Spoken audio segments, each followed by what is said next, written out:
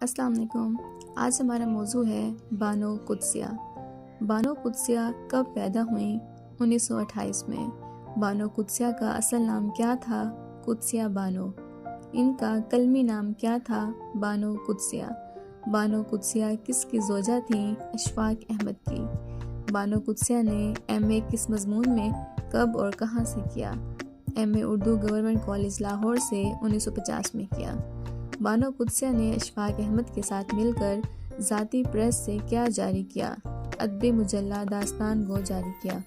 بانو قدسیہ کو لکھنے کا شوق کب سے تھا؟ بچپن سے ہی افسانہ نگاری کا شوق تھا۔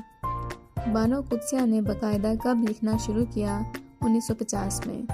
بانو قدسیہ ریڈیو اور ٹیلی ویژن کے لیے کتنے ڈرامے لکھ چکی ہیں؟ 100 سے زائد۔ بانو قدسیہ کتنے طبع ڈراموں کی مصنفہ ہیں؟ 5۔ بانو قدسیہ کو حکومت کی طرف سے اعلیٰ ترین سول اعزاز کب اور کون سا ملا؟ 1983 میں ستارہ امتیاز۔